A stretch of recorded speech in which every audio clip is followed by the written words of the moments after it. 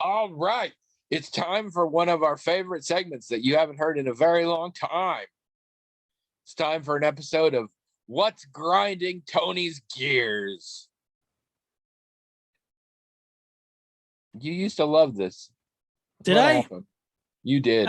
I mean, it's just been gone for so long. I I've think kind you of were gotten just over really it, I guess. fond of that phrasing, which I absolutely stole from Family Guy, but whatever. I'm sorry, was that TMI? No, that's a common phrase, Yes. You missed it there. That's what grinds my gears. I'm sorry, was that TMI? No. No, you're still not kidding. I am annoyed when people ask if something is TMI. Oh, For a second, I was like, he's really giving me great yes anding here. And then I'm like, no, he just genuinely isn't catching it. nope, didn't get it. No, I have multiple people in my life recently who have been doing this. And it's really annoying the shit out of me. For so many reasons. First of all, I don't even think that's a thing we say anymore. I don't think TMI is a thing anymore. You sound weird. But also, what? All right. I want sometimes you save this for me. Sometimes you enlighten me into a whole new world of understanding how people work, as shocking as it is. Why would somebody say that? It's not even what they'll say something and then they'll say TMI after they've said it. Why would someone do that? Well, I presume because it occurs to them. I mean, there might be many reasons. The ostensible reason, let's just put it that way, whether or not, because the ostensible reason is because they've suddenly realized when it's too late that maybe they've said something that's going to make you feel uncomfortable because it's too much information, it's too personal, it's too whatever. I suppose it's possible that some people do it like they don't care if it's made you uncomfortable or whatever. They're just saying it because that's what you're supposed to say after you tell there's someone a sort of joke attached to it. Although I think when that happens, the joke's only supposed to work if the other person like visibly freaks out and you're like, oh, was that TMI? Right. But I mean, I think that's not what I'm seeing. There is a thing where, where a person does something that they know will probably or likely make someone uncomfortable or offend them or whatever.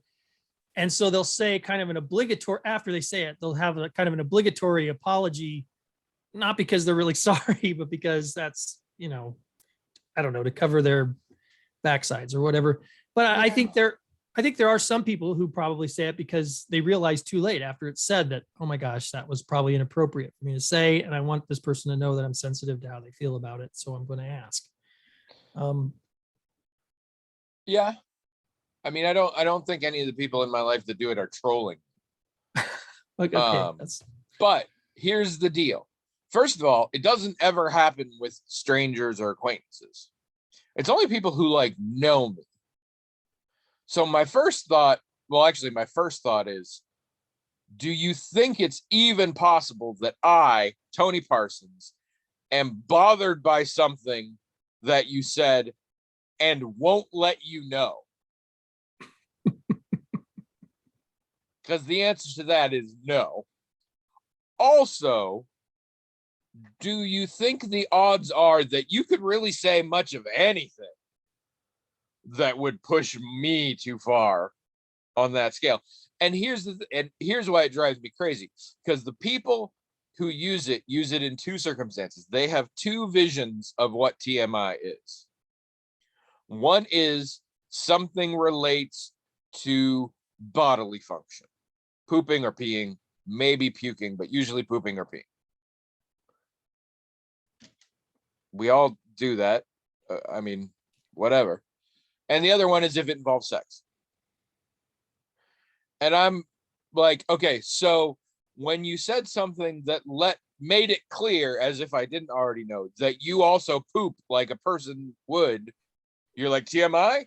But the times when like you detailed to me terrible, horrific things that happened in your life that were genuinely chilling, at no point were you like, TMI? I'm like, you've said things that are objectively more personal and intimate and disturbing, and yet this is the one. Yeah, so I pee. Oh no, TMI. So that drives me crazy. Right. But I mean, our our culture, uh, our culture treats those things differently. So I think that our culture does discourage people from sharing the type of traumatic details that you're talking about, but it discourages them in a different way than it discourages scatological or sexual stuff. Those are two different categories of taboo, for lack of a better term. And I think it's fairly common in people's experience to have friends with whom they can tell all the details about some kind of trauma or whatever, but they don't typically talk about their toilet habits or sometimes even their sexual habits. Now, you're the exception, that's fine, but I think you're probably unusual in their social experience. And so it's just a matter of habit for them when they broach this topic. For most of society, this is not a topic that you're allowed to talk about. And so they just sort of reflexively say what they say, not really taking into account that, oh, I'm talking to Tony, so of course it's not going to bother him. All right. Well, I have a couple things to say about this. One, it's still a comedy podcast, dude. Come on, work with me here. Two, that only works if they haven't done it 1,000 times before with me. Like this isn't coming up because this is the first time people have mentioned sexual or scatological things. Although in some cases, every single time they say this. But okay, let's get serious with it. It makes me uncomfortable when they say TMI. I am not uncomfortable until they say that. Okay. They said a thing and it's about poop, whatever. And then they're like TMI. And then I'm suddenly like, oh, are you uncomfortable? Is that what you're saying? Then I feel weird. Or are you saying you think I should be uncomfortable? In which now I feel weird if I'm not uncomfortable. So it's just and it does. I mean, I guess people still use it to a degree, but it feels like somebody unironically using not at the end of a sentence to me. I'm like, who the fuck says this? And yeah. Again, it might just be a modern, just not a modern, a throwback. It's filling in for, pardon me for talking openly about something that our culture isn't usually okay with us talking openly about, again, which has nothing to do with you. No. I mean, it has to, and I don't think it really has to do with them particularly. I mean, I think what the answer they're expecting is, oh no, of course not, or whatever, and just goes on, because it's just a little polite societal check to make sure everything's okay, not really taking into account who you are or what your characteristics are, or it probably doesn't even take into account them feeling uncomfortable. It's just a societal habit. You don't talk about certain things. And then if you do broach certain topics, you make some gesture to show the person that you are aware that you've just broached a usually uncomfortable topic. So you say your little bit and they say their little bit, and then you go on. All right, I'll do it from there from now on. We're going to start over now with a new open because that tanked hard. So 3, 2, 1. Hi, everybody. I got bad news for you all, unless you're Craig. Craig has shot up a healthy lead as my #1 listener. In fact, because he sent you money. Genuinely thinking of replacing you with him. No, he didn't send me money. Oh. That's still the quickest way to get to my heart. No. As you recall, he bought my book for free. And he told me he was about a third of the way and that he was liking it. Then he tweets his own tweet in which he talks about being on vacation and having a lovely time at the beach with a lovely book to read. And he tweets a picture from his perspective of being on the beach. And he's got a reader. It's a Kubo device. And my book's on it. And I can see the words. I know those are my words. And he tagged me and mentioned the book in it. It was amazing. And then he finished it and also really liked it. Good. So y'all got a lot of catching up. So much. William's just hanging on by a thread because he has given me superfluous levels of kudos for my book in the past. But you know, what have you done for me lately is what I'm gonna say here. So keep it in mind. I messed up your previous thing. We don't talk about that. That didn't happen. That never happened. Still, nope. It's staying with me. You know what really grinds my gears? Feeling anxiety about it. When William screws up the opening. I still don't. What was I supposed to do? I feel like I just didn't even. Okay. Did you ever watch the old Carson episodes of the Tonight Show? Yeah, Carson. When I was growing up, watched Carson all the time. I can't believe it's taken this many years to get here. You're Ed McMahon.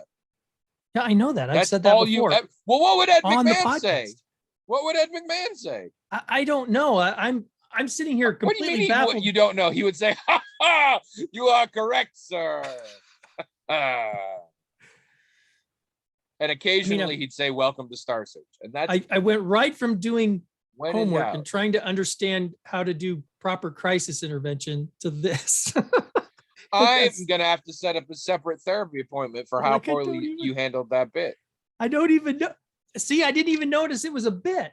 It's like, how am I missing all this? It's always a bit. It's always a bit with me. When in doubt, you just or say something about a mayonnaise jar on Funkin' Wagnall's porch. I mean, seriously, Ed McMahon only had like 3 lines. So just write them down on cards and draw one at random. It's always good. Oh, yeah, that's a good idea. It's a good podcast. Was that you trying to do one? It almost sounded like it.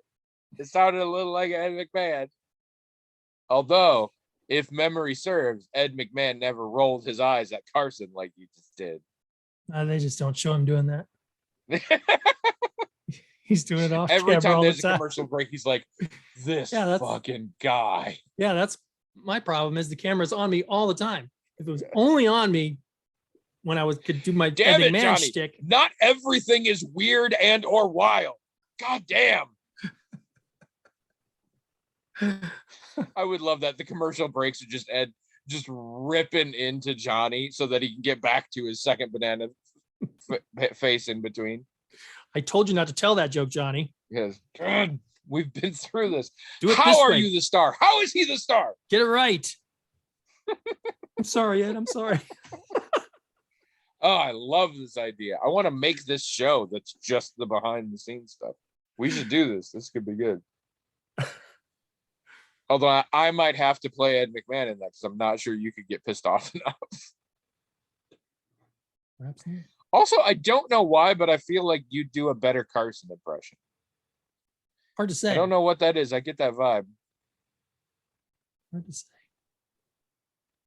I've always thought of myself a little bit as Ed McMahon. Why is that? I don't know. He was one of the few people I knew who was like famous and built like me. I was either going to be Ed McMahon or like Dom DeLuise or something. I see. I was into the idea of being Dom DeLuise for a while. Really? Because he got to hang out with a lot of cool people. Well, people who at that age I thought were cool.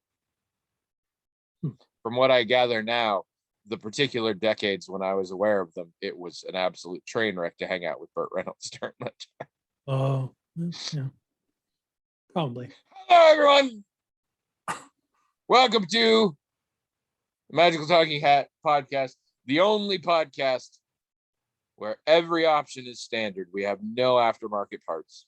This is all, it was straight out of the box like this. And you can too. I'm Tony. And I'm Ed McMahon, and this is episode 592. Welcome to Star Search. Show them what you got, Tony. We'll see if you make it back next week. If you're just joining us, welcome. This is pretty much the show. We have a hat. It's magical in that it has its own email address, the magical talking hat at gmail.com. And all you wonderful people out there, write into that email address, the magical talking hat at gmail.com, with emails, and we get them from the hat. They forward them to it, forwards them to us. We forwards them to whatever, you know, and then we read them, and then we talk about them, and that's it. Except when we talk about other stuff. But I don't know if we're going to have as much to talk about because this is an early recording. So it actually has only been like 3 or 4 days since our last recording. No. So how's your 3 or 4 days been, William? Okay, I'm just catching up here. It's mostly just been school. Like I was just saying a second ago, that one of the classes I'm taking is on crisis intervention. So a lot of the reading is pretty heavy in terms of the topic. So I didn't think it was affecting me, but I have to say, just coming right off of that and coming into this, I am having a little difficulty shifting gears. I don't usually have that much problem. I can stop whatever I'm doing and start doing this, but there's a lot of ideas sort of distracting me right now about it. Because it's a, crisis, right now, the chapter I'm reading is about like working suicide hotlines and stuff. So Oh, I'm a little trouble getting as of a few days ago, the suicide hotline has changed. Well, National Suicide Hotline, yes, is now 988, I believe. Or 998. Oh crap. We're already people screwed. Don't get your suicide hotline info from us. We barely remember who Ed McMahon is. Let's just not even. But the point, it is switched to a very handy, easy to remember 3-digit code. I do remember though, when I first saw that, thinking, why can't it just be all the same number? Wouldn't that be a lot easier than just remembering it's 2 numbers, 2 of one of the other? Wait, which is it? I always find it interesting because I think in America they're concerned about accidentally dialing, because like in the UK the emergency number is 999, and I think we do 911 to make it different. Which can backfire because in some companies you need to type 9 to get an outside line, and then if for some reason you have to type long distance with 1 and then hit it one too many times, you accidentally call 911, as I did several times at my old job, such that they literally programmed all the phones so that dialing 911 sent it to the security office instead, just in case. Oh. It would switch over if the security wasn't there, but yeah. But anyway, look it up. It's great. We've been watching. Man, you're gonna hate me for saying this. We've been watching Ghost Rider, History Channel show, The Secrets of Skinwalker Ranch. Yeah, Abby. Now, what is that show exactly? Okay, so because I have seen this mentioned before. Well, there's a ranch in northern Utah, and it's pretty much exactly what you'd expect. It's just a ranch in northern Utah, but with a fucked up name. It's supposed skinwalkers. Are you not familiar with skinwalkers in Native American? Yes, I still think it's a fucked up name for a ranch. Well, local, there's a reservation, sort of a Ute reservation sort of surrounds the place. So that, the name comes from beliefs of the local indigenous people. And it, you know, the story is that the Utes and the Navajo were sort of in some kind of conflict with one another, and the Navajo cursed that land to be, you know, a place where that if anyone, whoever lived there, whoever tried to make any use of the land would be troubled by skinwalkers. So I mean, that's where the name came from. I mean, it wasn't just someone came and just made that name up. It was there was the belief in the area that the place was cursed with a skinwalker curse. And there are people who have spent time on the ranch, either because they owned it or they worked on it, or they were native people who were passing through or whatever, who believe they've seen skinwalkers there.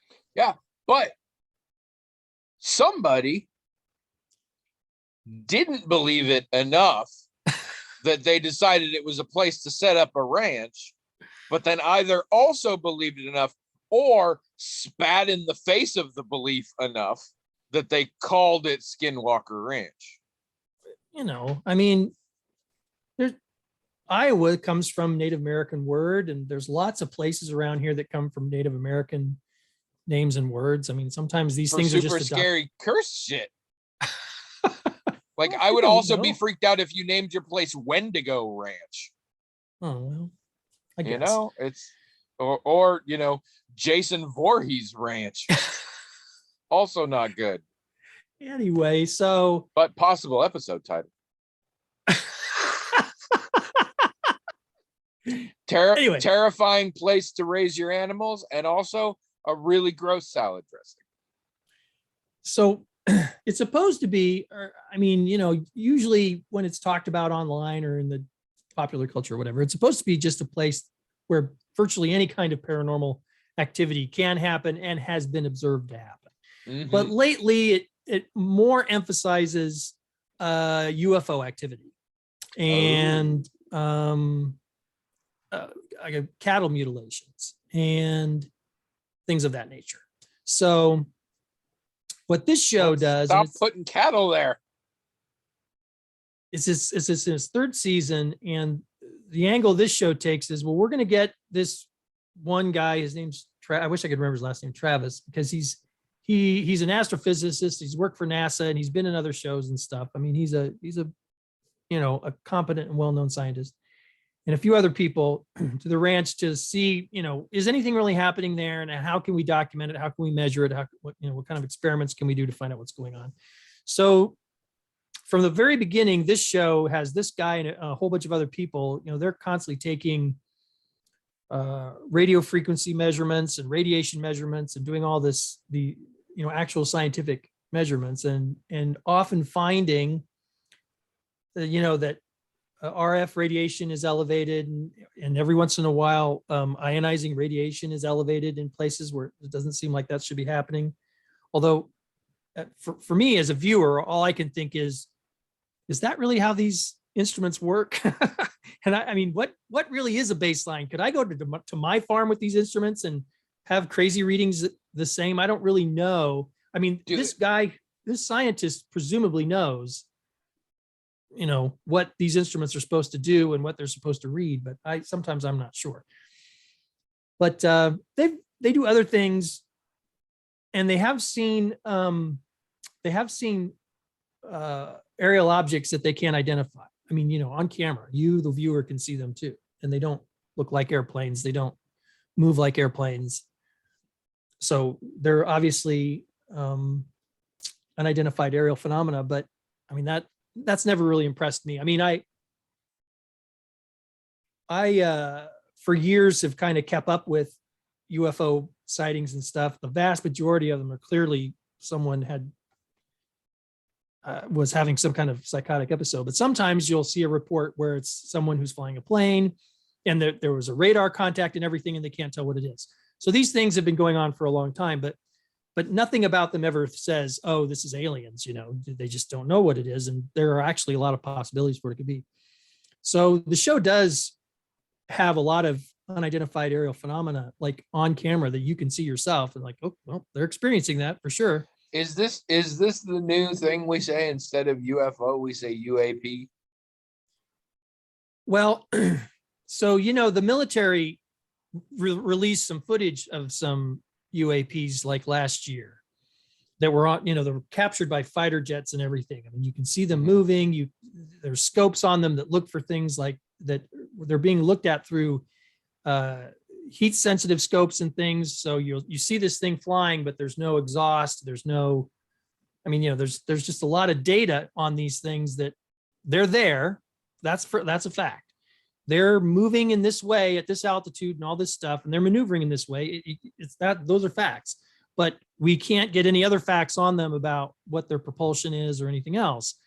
And so the reason they call them unidentified flying objects, that always was supposed to mean that this was a thing that you observed it and it looked like it was controlled flight. It looked like it was a vehicle, or, you could tell that.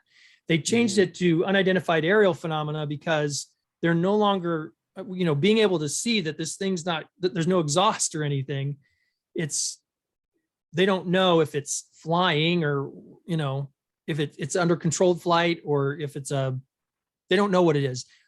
Unidentified aerial phenomena emphasizes more how unknown it is.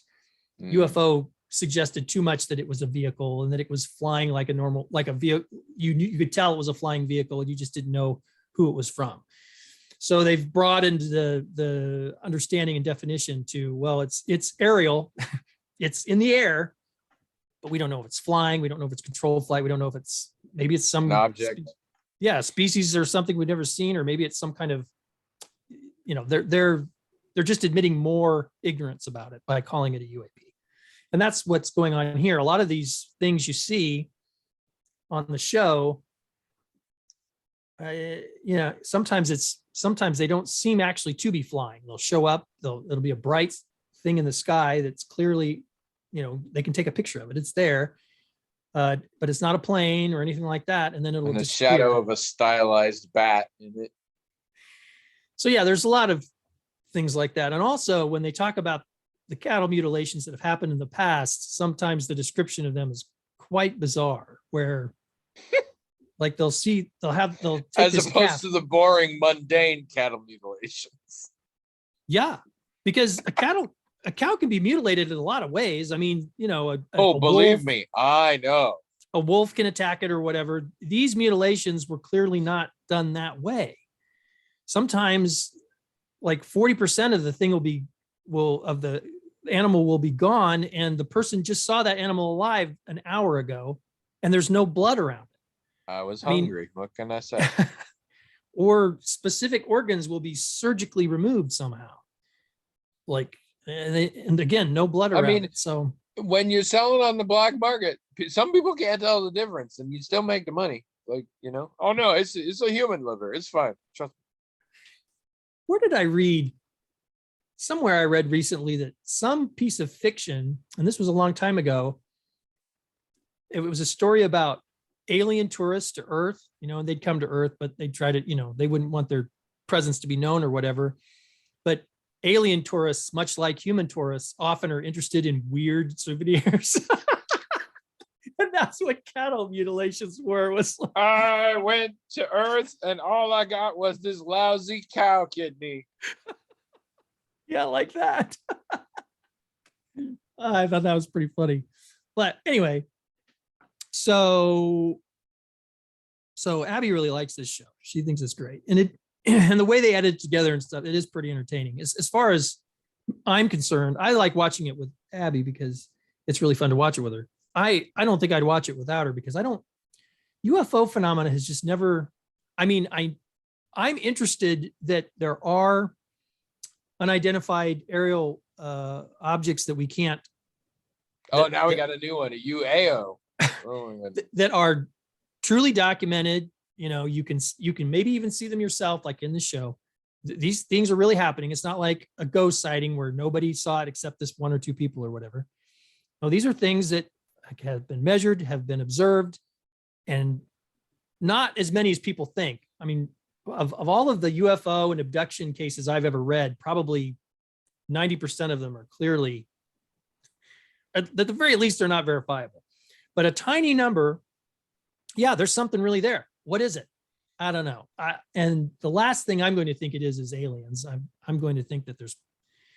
Because one of the problems with a lot of these phenomena is a lot of people, especially people who are pilots and experts, think they can accurately judge how far away a thing is or how fast it's moving, and you just can't. I mean, unless you've got a scope on it or something, and most of the time people are just guessing.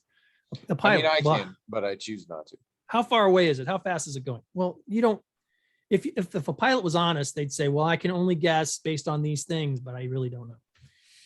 And so, I've got a lot of skepticism about these things, even though I can acknowledge, okay, well, that happened. I mean, I'm looking at it just like they are. I see it, but I'm not going to jump to any conclusions about what it means. And a lot of the lore around Skywalker Ranch from Skinwalker Ranch. Did I say Skywalker? Yes, the lore around Skywalker Ranch is very different and involves a lot more Jar Jar Binks.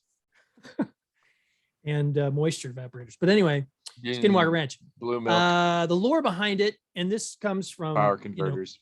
This comes from native people and whatever is it there, and researchers. For a while before these people owned it, there was this billionaire who was involved in aerospace who owned it, and the government was involved with stuff that he was doing, and they have crazy stories, and they talked to one of the military guys, one of the colonels that worked there, and he shared some of his crazy and wild experiences, and he said that he thought there was a portal somewhere or portals in relation to the ranch, and they made a TV show out of it called The Outer Range. And this is something that the native people say, oh yeah, there's a portal. That's part of our beliefs that there's a portal. You're going to get that in this kind of climate. I mean, the humidity around here, you're going to get portals. Like, you can spray every summer. You're still going to get portals. But I mean, people claim they've seen these portals open up and things come out of them, which again, I mean, why else are you going to have a portal? I don't know what else. Dumb to have a portal nothing ever came out of. But I mean, by that token, I got a portal right here. This is a portal.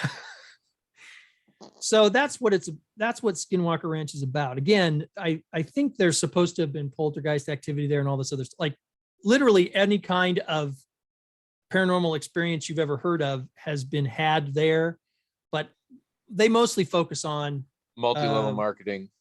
They mostly focus on alien oriented or extra dimensional portal type stuff, and it's related to the high RF and radiation readings that they often get, and also all kinds of other weird things happening, like batteries will drain really quickly, or someone will show up with a piece of equipment to do an experiment and that piece of equipment will just fritz out. Or the latest one was they think that there's some kind of phenomena like a mile off of the surface of the ranch. So they had this airplane. So it's aerial. Is it identified? They had this airplane do this sweep, over it to sort of get data on it. And there's a control center at the ranch with a screen that has, if planes are going over and they've got their, I forget what they call that thing that laser tag transpons out their position. You can see the planes and whatnot going over. Well, this plane had its transponder on, but it wasn't showing up on the screen.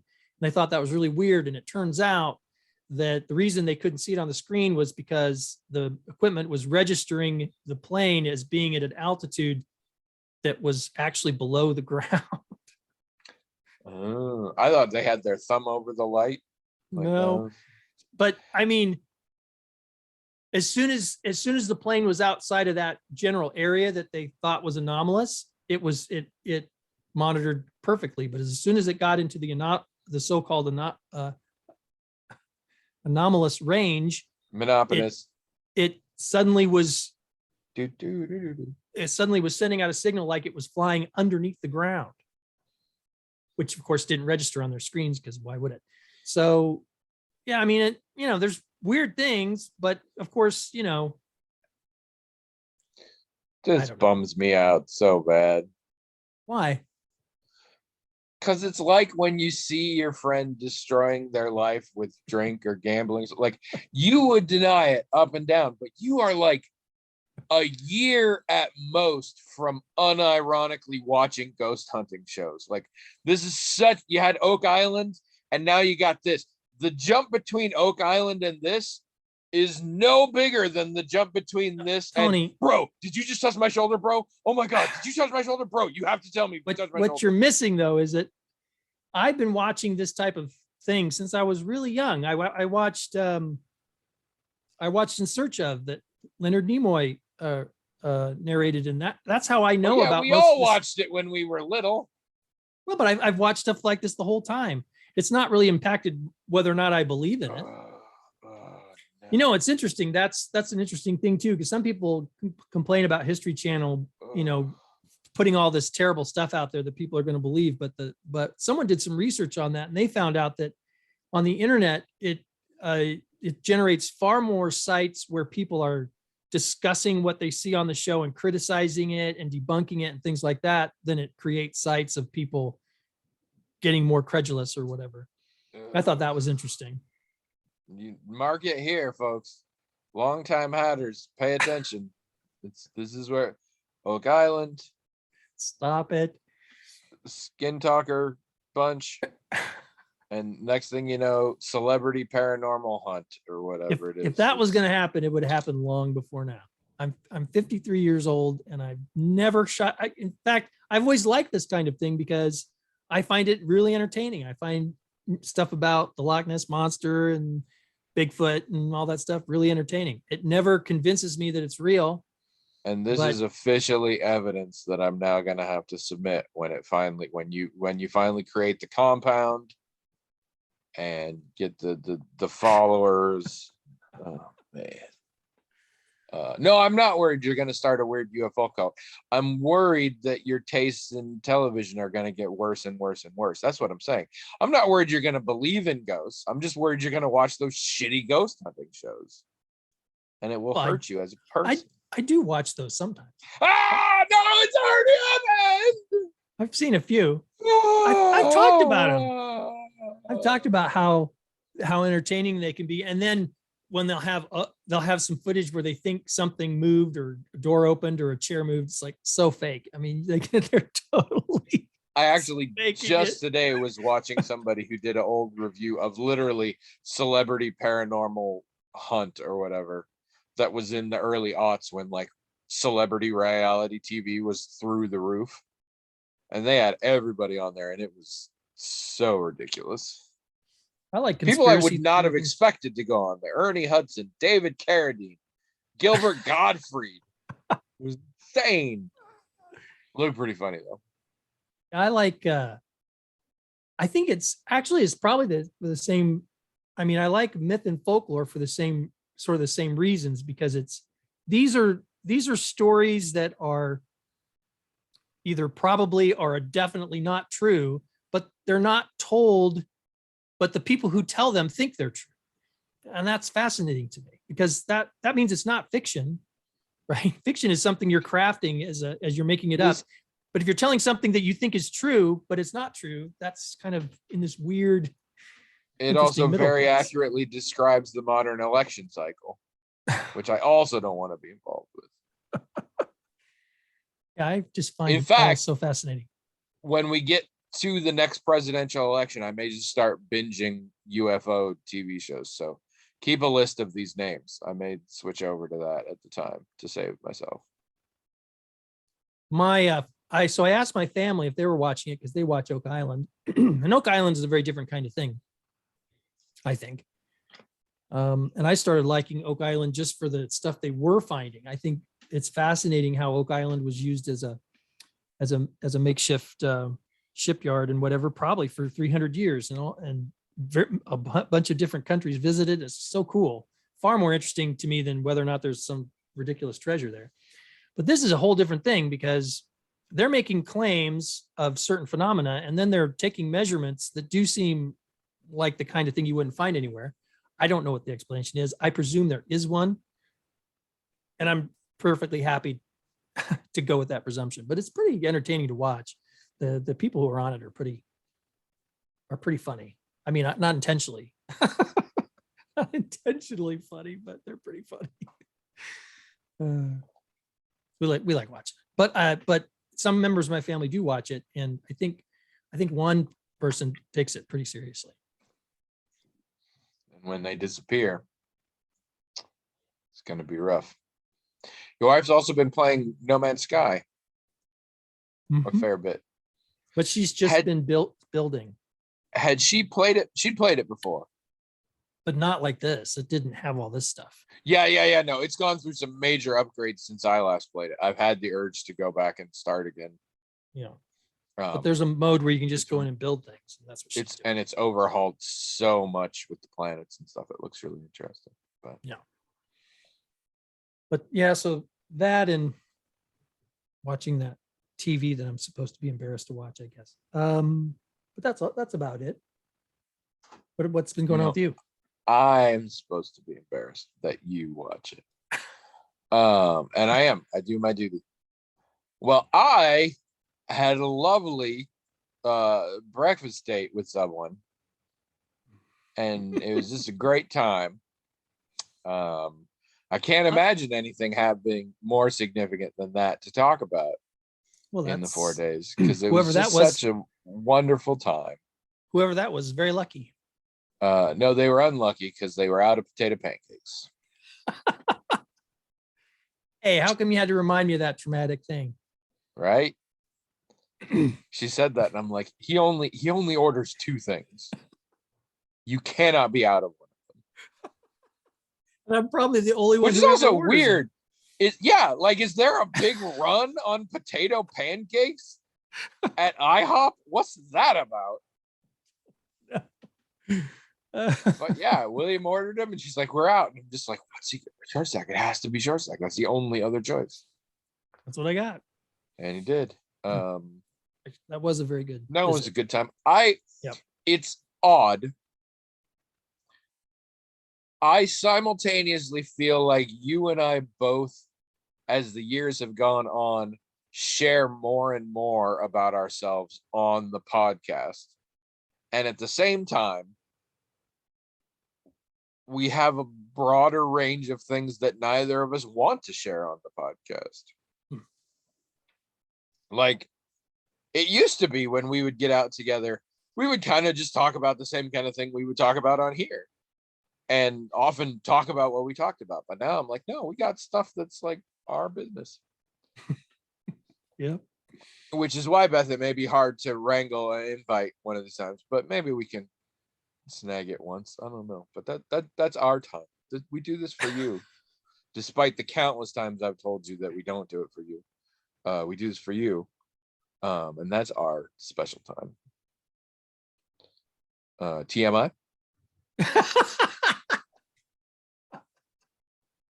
Maybe you'll have to put that right after whatever title you have. Right. I went out with a friend the other night. Actually, I had a very good time going out with a friend the other night, and she had to go to the restroom. And so I'm sitting there, and while I'm sitting there, my phone buzzes. And I don't know why, but I just had that feeling. I'm just like, please don't be her texting me from the toilet. Please don't be her texting me from the toilet. And it was her texting me from the toilet. Although she claims later that was not from the toilet, but it was from the time when she was upstairs in the bathroom. So I was like, that's TMI. But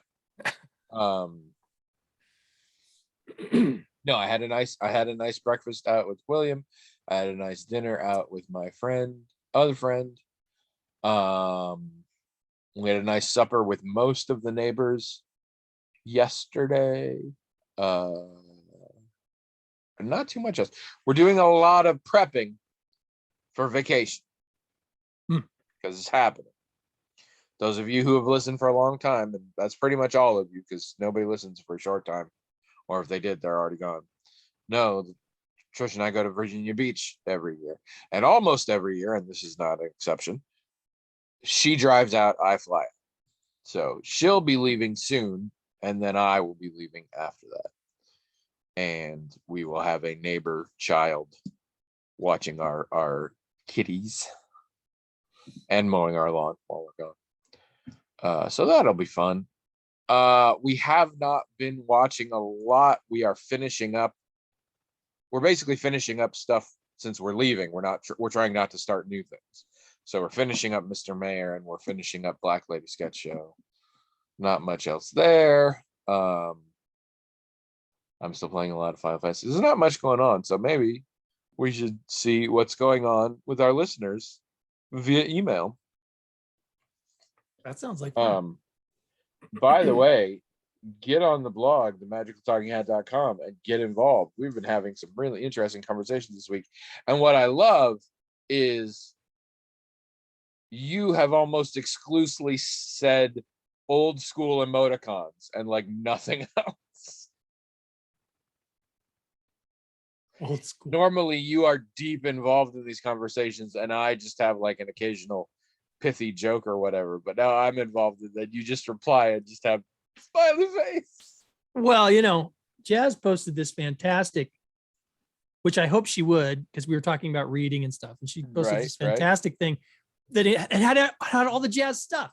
It had academic stuff. It had her talking about, oh, I was reading comic books in this store that was near the carnival that we were working in. All the Jazz stuff was in it. All the Jazz and stuff. She got stuck in something. I was waiting for somebody in a worn out top hat to have kidnapped her and gotten on a river barge or some shit. And like what can you do? It was very solidly Jazz story. Yeah. When you get 100, maybe 110% Jazz post, all you can do is smile. So that's what I did. It was awesome. It was great. Waiting Everybody should go read it. John to show up.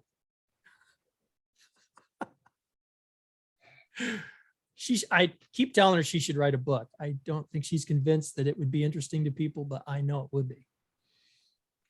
I mean, I have read books that are wholly fictitious and quite entertaining that are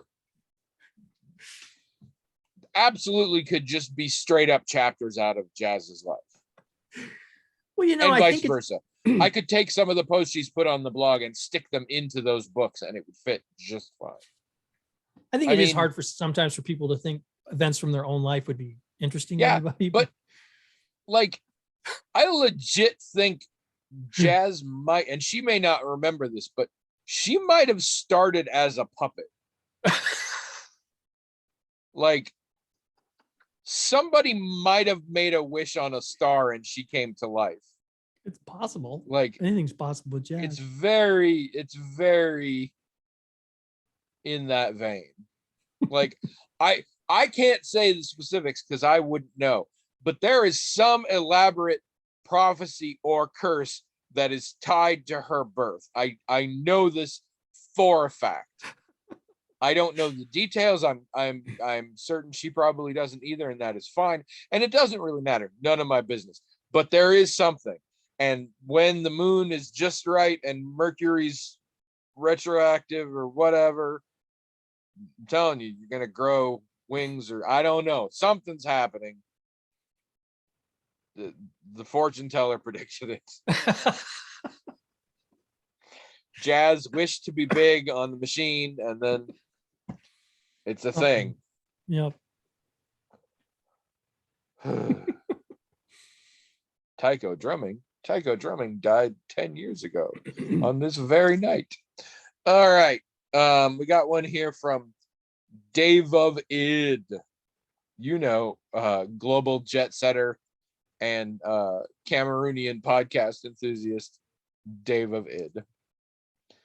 The subject on this one is Stormers of Brains want to know ... Which is the better ingredient thrown against the wall? 4 ideas: spaghetti or Jello? And for our international listener, Jello is what we all call what you would call jelly. It is a brand name, at least over here, but it has become synonymous. So you're my favorite listener, so I want to make sure you understand what's happening. I mean, I'm out of okay.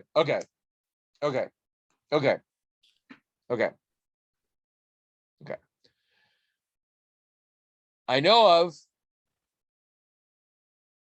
the idiom, let's throw everything against the wall and see what sticks. Correct. Yeah. I am familiar with the common kitchen wisdom that to see when spaghetti is done, throw it against the wall, and if it sticks, it is done. I don't know how Jell-O got involved. I'm not sure either. And I don't know if this idiom as a brains. I mean, I don't know. When somebody says, let's just throw everything against the wall and see what sticks, what do you think that idiom means? It means brainstorm. It means just everyone's just going to say whatever comes off the top of their head, and they're going to write it down. And there's no bad ideas. All those cliches people use when they're brainstorming, and just hoping that if enough people have enough ideas and they just generate them without trying to evaluate them or get in the way of whatever their unconscious mind is throwing out there, that maybe a good idea will present itself somehow in that process. Fun fact, modern innovative culture, or at least innovative business culture, maintains that brainstorming is actually not particularly effective, and that you need certain levels of restrictions to be able to truly come up with innovative solutions, because everything has to work with it. In the same way that now they're opposed to saying think outside the box, they're saying the box is actually crucial for you to be able to come up with functional ideas related. That's the only fun fact I have about this, except another one. This is an important one. Although anecdotally, I have had some success with throwing spaghetti against the wall, and if it sticks, it's done. You know what the best way to tell when your pasta is done? No. Taste it. Try a piece. If it tastes done, it's probably done. Not funny, just useful. I mean, The Magical Talking Hat podcast. Not funny, just useful. As analogies go, it's probably spaghetti, Jell-O probably doesn't matter. Well, okay. See, as a here's practical what I matter, want. though, it's different. Yeah, that's what I'm doing. I'm like, I'm staring at a blank wall. I have to come up with interesting ideas, and I can either throw some spaghetti at it or some Jell-O at it.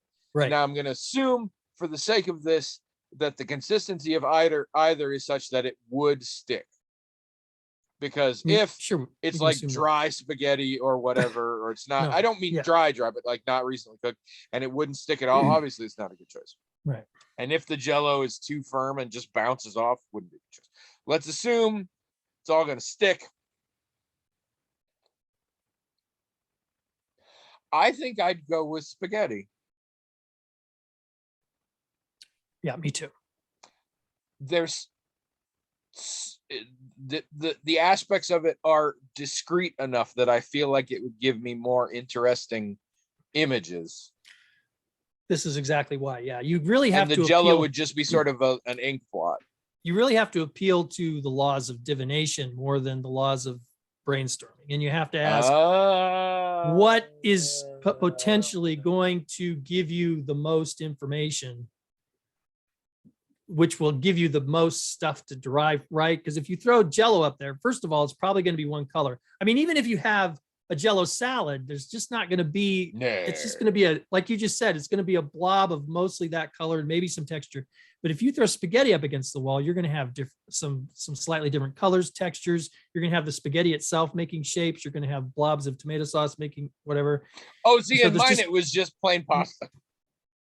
Okay, but even that is going to give you more, a more visually rich thing from whence it's kind of like, tarot gives you a more rich visual and narrative divination landscape, if you will, than say throwing dice or flipping a coin. Or even straight playing cards, because you can translate most of straight playing cards into a tarot divination thing, but they're just generic pictures. Yeah, the minor arcana anyway. Yeah. So you kind of have to follow the rules of divination and it now. That I said, also love the idea that the noodles are the waviest of I Ching sticks. That's when you said divination, immediately I was like, that's what's going on here. given if you're going to look at it that way, though, we're picking the spaghetti because we think it's going to give us, the richest divination landscape. But what if what you're really looking for is sort of like answer a yes or no question or something a lot narrower. Maybe you don't want a rich divination landscape. Maybe it's like the reason people pick flipping a coin is because it's a yes or no thing. It's one question. You're not going to draw cards. Way less cleanup. Like, I mean, no disrespect to those of you who were raised in the tradition and your grandmother from a young age taught you how to throw the Jello against the wall and read the thing. But outside of you, I'm sure very statistically significant number of people, why would you throw shit against the wall for yes, no, when coins exist? Well, I was thinking it would be like the difference between, some really complicated problem you're trying to solve, or you really want, you're dealing with a lot of possible futures and you're trying to narrow it down, versus your problem is not a yes or no question, but something that's Is this only going to be slightly, good or is this going to be bad? yeah, or yes, exactly, something a little more complicated, where the pattern is going to still maybe give you a dichotomous answer, but it's a more nuanced dichotomous answer. Like it'll be really good, or it'll be kind of good, or it'll be terrible, or it'll not just be a little problem. Maybe Jello can tell you that, but I think only the spaghetti can give you some real insight into what's going to happen with sufficient richness of detail. Question. Is it my wall? Because if it's not my wall, fuck it, throw both of them, go home. It's like just for the sheer love of the game. Yeah, I mean, why pick? I mean, really? I do that anyway now, just on people's houses. But it not for any idea reason, just to do it.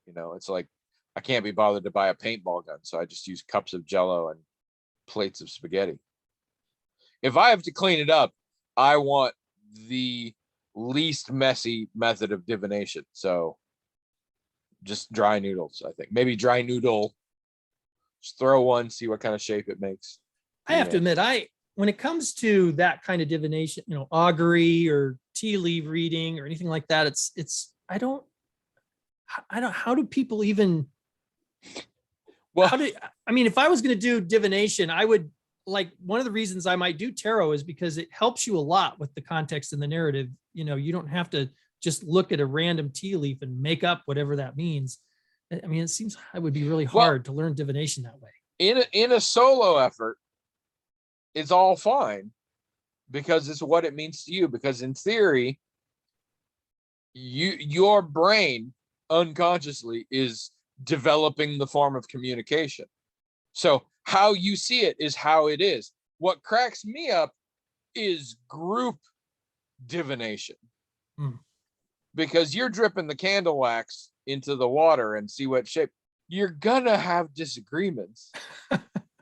Or the ones I like are the ones, because one time I went to a professional fortune teller and she just told me shit about me.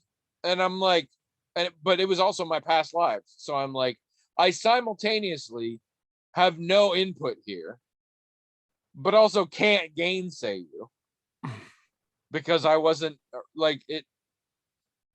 I am very much about divination as a solo and generally inward focused thing. Okay, but I'm saying that I think I'm particularly going to be bad at here's some examples. Oh, I agree. I 100% agree.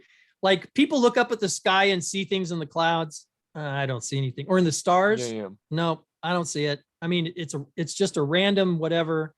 I mean, maybe sometimes if a cloud bank really, really looks like something and someone says, hey, that looks like this, I can go, I guess, but if I can't do it with stars and clouds, I'm not going to be able to do it with tea leaves. or and- with the Turing test. I mean, because the problem you're having that I don't think a lot have is just before your creator was going to put the emotion chip into you, he died suddenly and his work was lost forever. And so nobody really knows how to do anything to your positronic Ah, yes, brain. the tragic story of Edward Scissorheart right there. Yes, yes, Didn't get finished. I've got scissors for hearts. yes. I've got scissors for